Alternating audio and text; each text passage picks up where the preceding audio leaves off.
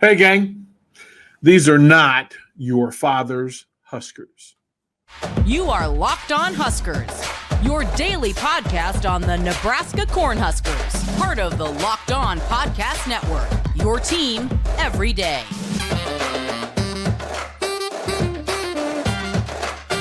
Hey, gang, PP here. 937 The Ticket, Lincoln, America, home of the Fighting Huskers, the University of Nebraska, Lincoln. Thank you for making Locked On Huskers your first watch. Listen each and every single day. Thank you to the folks from FanDuel for being exceptional at what you do, being America's sportsbook, number one sportsbook. FanDuel.com/lockedon for breaks, perks, information, details, great betting information. It can be whatever it is you want it to be and go to whatever depth you want it to go to. But as you're dealing with the NBA, you're dealing with March Madness, you're dealing with UFC, whatever it is you're dealing with, go to FanDuel.com/lockedon for perks and details. I wanted to say, as honestly and open as possible, that these are not your father's Huskers. This is a different time for Nebraska football.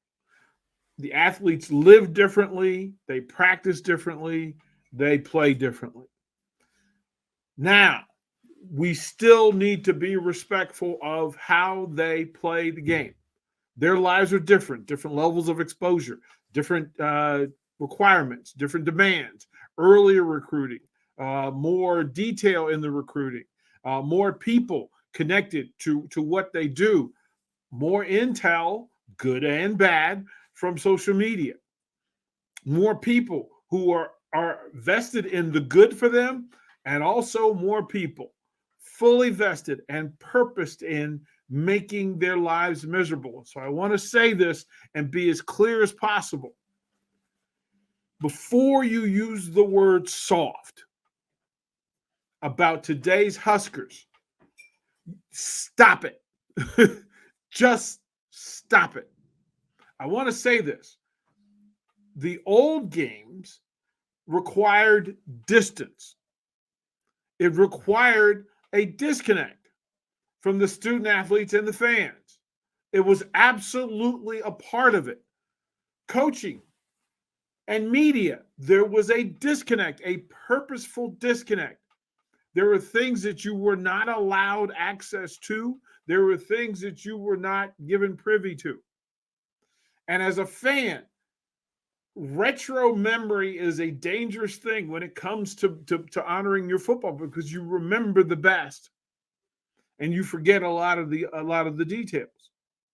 You remember how grand and great it was in the 70s, 80s, and 90s, but you've forgotten those moments where great coaches and great players were questioned. They were doubted. Standards were set and reset and then reset again, simply because the more you knew and the greater the expectation, the more unacceptable anything else became. Nebraska football, the current Huskers, and I want to go through the process, that these are the top 1% of all football players in the entire country. I'm going to repeat that so you understand how elite anybody. The 150th person on the practice squad at the University of Nebraska is probably a better football player than you were by a lot. And if that statement's not true, you're in the elite. How many people who filled the stands of the 90,000 actually could have put on the uniform and played for the University of Nebraska? How elite you have to be, not only as an athlete, but then as a student, right? Because that's assuming that everybody could get into the University of Nebraska Lincoln on an academic level, and then get into the football program at the University of Nebraska Lincoln. Like, the analytics on it, pretty mind-blowing once you think about it. And yes, the expectation, the perks that come from the expectation. The expectations is the vehicle that drives the machine. That this is a fan base and a football program that is very, very comfortable and very, very familiar with winning national championships. Now, I'm just saying this to you, that There's two handfuls of programs in the country, the entire country, who have the history that Nebraska has. Not every program in college football is set up to win national championships. They're not even capable of winning national championships. Not in football. Think of all of the Power 5 teams in the country. And the number is very minimal when you start to think of the 200 plus Division I programs. How many of them actually won national football titles? Then add to that Nebraska has in fact won what? What? Wait a minute, you did what? Now, that's the standard because we now know that you could win championships at the University of Nebraska because you already did. Then the standard becomes, can you match that standard? Can you exceed that standard? And what about the standard is required for it to happen? Now, Nebraska hasn't had that sort of success in football in recent years. And you have a new coach who is replacing an interim coach who is replacing a legend, who is replacing another legend, who is replacing another one, who is replacing another one, who's replacing another one, who's replacing another one. And the bad coaches, prior to the recent coaching staff, the bad coaches won 75% of their games at the University of Nebraska.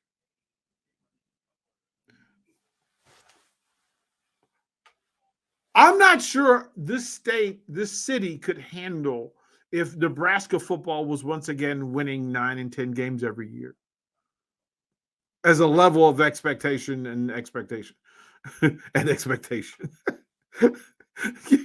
I'm not sure. I think O Street would have to redirect traffic if Nebraska started winning at that level, but that's the standard that we're talking about.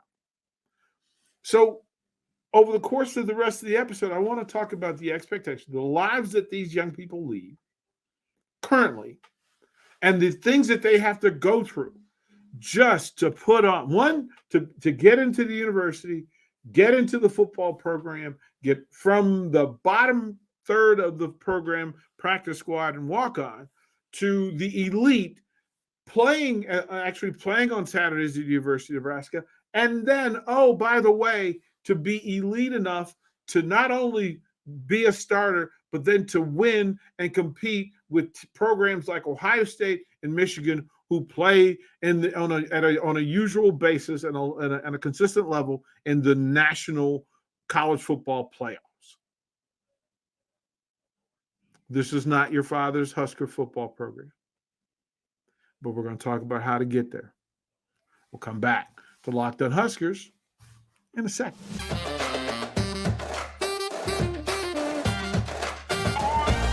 Hey, gang, do me a favor. Thank you once again for enjoying Locked On Huskers each and every single day. Greatly appreciate it. Your second listen each and every day, especially in current times today. Go to Locked On College Basketball Bracket Breakdown, national analysis, insights from local experts. The Locked On College Basketball Bracket Breakdown is everything you need to make informed decisions on your bracket. Find the episode Locked On College Basketball wherever you get your podcast and on YouTube. Do me a favor as well. Jump down there, subscribe, like, follow. Let people know. Let Husker Nation know that this content is out there. And it's a place. This is the third meeting place for us to come hang out, talk Huskers. We share what we love. We were talking about, it's the word soft that's thrown at, and it was put in 2 emails that I got from previous episode. And I said, well, today's players are soft. They're not as tough as the former players. I'm going to say this.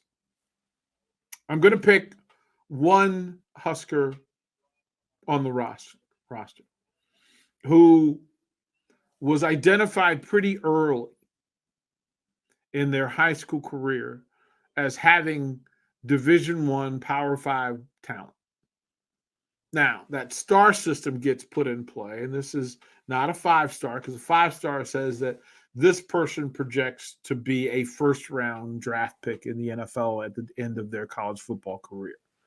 4-star, you're second or third round. That's kind of what that means. And you get 64 stars, which is 32 in a round, and then 32 in a round. And those next 64 players project that based on the talent and the skill that they've shown at that time, and then the projection of if they continue to progress and they continue to grow, they continue to excel at the level that they have in high school, that they will then project to an NFL second or third round draft pick.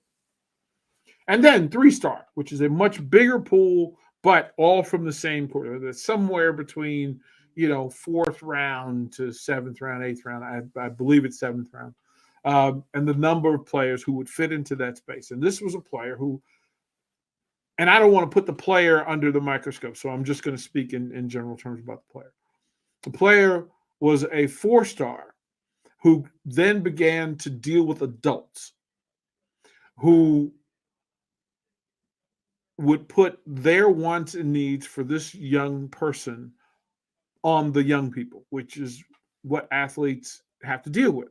That you have family members that will invest emotionally, financially in your growth, but then also will connect and ride with you with some expectation of a bounce back from that.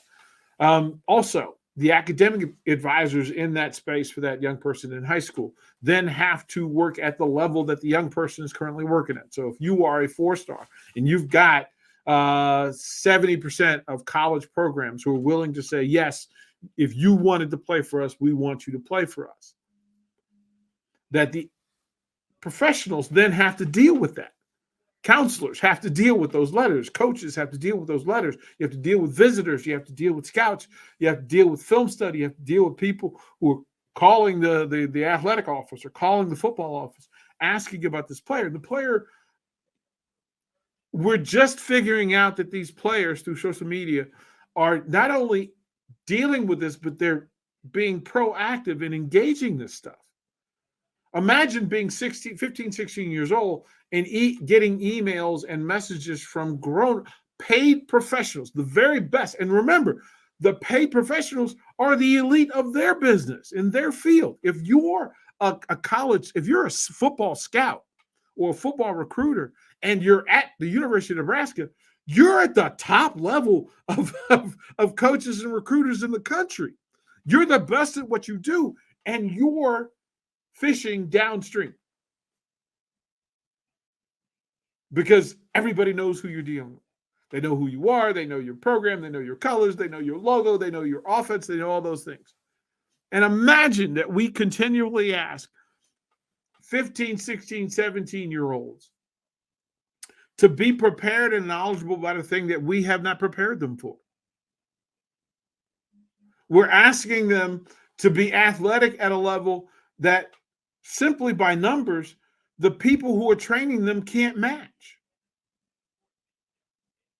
You know how many coaches out there on the high school level, on the AAU level, didn't play pro ball, didn't play Power 5 football, who then become experts and then demand that these 15, 16, 17-year-olds play, participate, and effort at a level that's greater than theirs.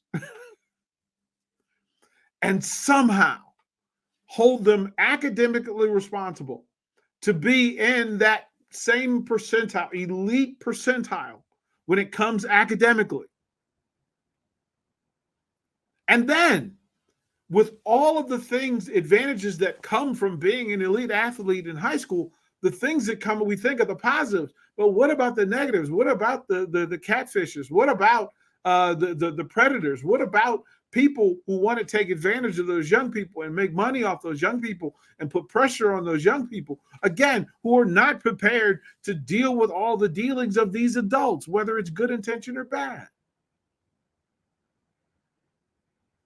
These student athletes at the University of Nebraska, and I just want to point this out, what they go through from social media, now NIL, yes, there are perks to go with all this stuff. So I'll say that, I'll preface it by saying that.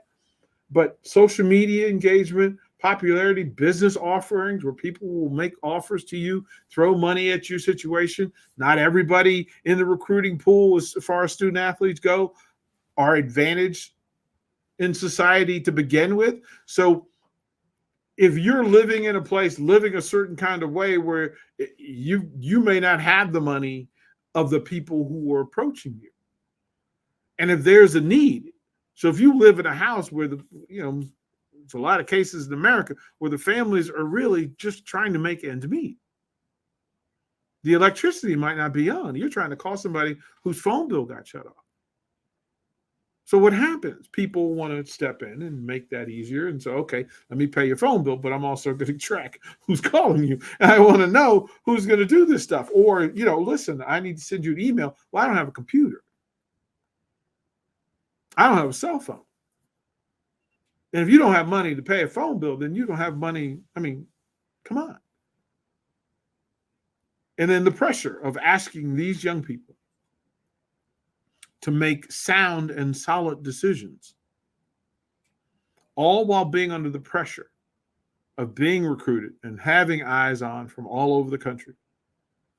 I, for one, can tell you that as an athlete that was recruited and as a coach that's been a part of recruiting on both sides and coach that sat in the room with college coaches and my high school athletes and the parents who are often new to this as well.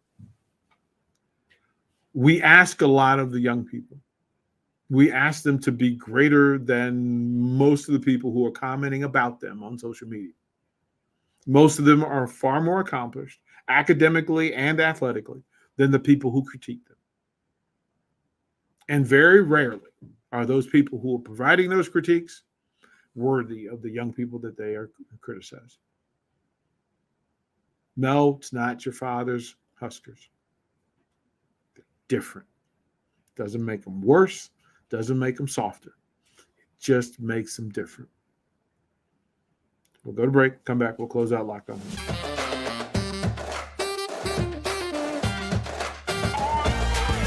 Hey, gang, thank you for making Locked On Huskers your first watch and listen each and every single day. Thank the folks from FanDuel. FanDuel.com/lockedon. That's FanDuel.com/lockedon. No sweat. First bet up to $1,000. You big ballers, there's your match. There's your opportunity. Lose the first bet. Hey, no big deal. All of that's available. All the details are there. There you go. FanDuel.com/lockedon for more details. Greatly appreciate you. Again, the point of today's mission is just to refocus on how we talk about it. Because, again, we're going to go through practice. We're going to go through all of spring practice, and it'll be a microscope of every detail of all of these young people who, quite frankly, are doing their best. Nobody's trying to be at the University of Nebraska playing football, trying to do their worst. Nobody is. And they've got other stuff going on. Some of them are going through master's programs. How many of us watching and listening have master's degrees? How many of us got a master's degree while playing Division I football? How many of we can go on and on. The whole point of this is to be a little bit more respectful about how you spend the next 30 days leading up to spring practice and how you talk about the young people who play this game. And if you find a need to complain about young people, focus that on the paid professionals, the adults. And even then, ask yourself the question, am I worthy of criticizing the paid professional? What entitles me to do so? What work have I done? What investment have I done emotionally or financially to be able to do this? And most times the answer would be, I should probably chill a little bit. Myself included. That's why we're having this discussion. I wanted to say that. Again, thank you for hanging out. Like, subscribe, share this content. Greatly appreciated. Your first watch and listen each and every single day. Make your second one. Locked On College Basketball. Again, Isaac and Andy will take you through it. This is March Madness, so there's tons of information for you to go on. Find the teams.